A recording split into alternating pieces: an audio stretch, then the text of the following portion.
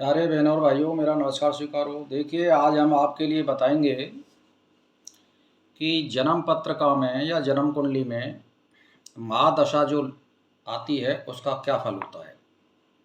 तो ध्यान दे करके सुनिए। जैसे मान के चलिए, मैं आपके लिए वर्ष फल में विषुवतरी दशा और महादशा का फलादेश करूँगा और उसी के अनुसार आपको मैं बताऊँगा। तो देखिए, पूर्ण बली सूर्य की दशा हो, जातक को यान के मान के चलिए जैसे सूर्य लग्नेश हो और यानी दशम और चतुर्थ या लगन में स्वराशि का या उच्च का हो या मित्र राशि में हो। जैसे मान के चलिए कि मीन राशि में, धनु राशि में या कन्या राशि में, मिथुन राशि में या कर्क राशि में, यानी और मेष और वृश्चिक राशि में हो। तो मेरा कहने का मतलब ये इन राशि में हो और 3 जगह पे हो तो सूर्य हमेशा आपके लिए बहुत ही बढ़िया फल देगा। ये मैं बता रहा हूँ आपके लिए कि सूर्य की दशा महादशा में लाभ, राज्य में सम्मान और धार्मिक कार्यों में व्यय कर समाज में मान सम्मान प्राप्त होता है। मध्यम बली सूर्य की दशा में जातक को नवीन वाहन प्राप्त होता है, यानी थोड़ा और वो मध्यम बली होगा तो वहाँ वाहन का सुख देता है सूर्य।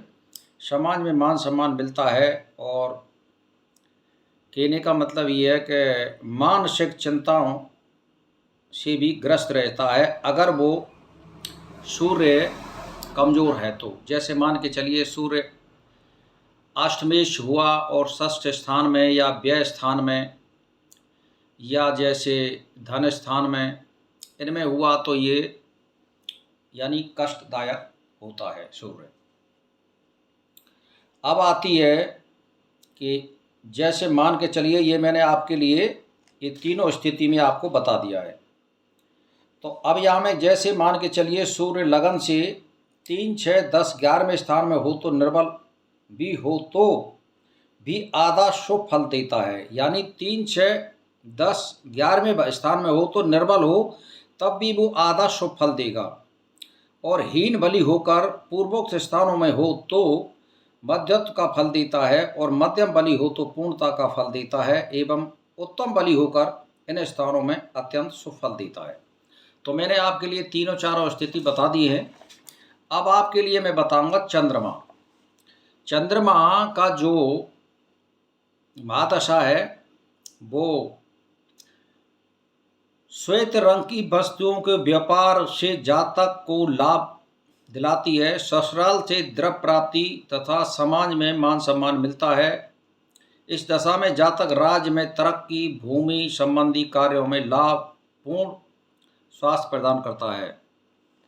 अब यहाँ में क्या है कि जैसे मान के चलिए चंद्रमा 6, 8, 12वें स्थान में ना हो तो वह हीन बली होकर भी आधा शुभ फल देता है और हीन बली भिन्न भिन्न स्थानों पर हो तो मध्यम बली फल देता है और मध्यम बली हो तो हीन शुभ फल देता है, उत्तम बली हो तो अत्यंत शुभ फल देता है।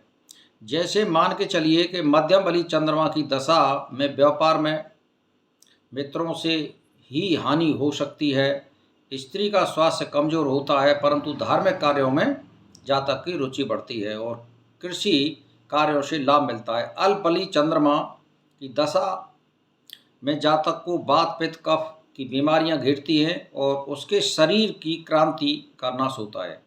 छोटी मोटी बातों पर मित्र आदि से बैर हो जाता है। पूर्वोक्त का जन्म, पुत्री का जन्म, धर्म का नाश तथा जातक के कार्यों में अवरोध उत्पन्न होता है।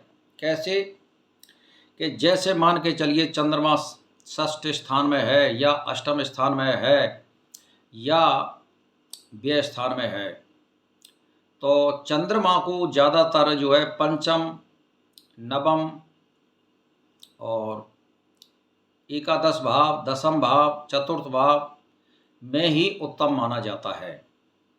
अब इन स्थानों के अगर होगा तो वो चंद्रमा कमजोर ही माना जाएगा। तो इसीलिए जो जैसी कुंडली में है वैसा ये फल देगा। अब आती है मंगल की दशा। तो मंगल की दशा के बारे में हम आपको कल का विषय यहीं से शुरू होगा। मंगल दशा से आज हम 2 का ही विषय ले रहे हैं। इसमें आपके लिए सूर्य और चंद्रमा दशा का वर्णन कर दिया है और अपनी कुंडली का अध्ययन करें और या करवाएं। इसी के साथ मेरा नमस्कार स्वीकार हो।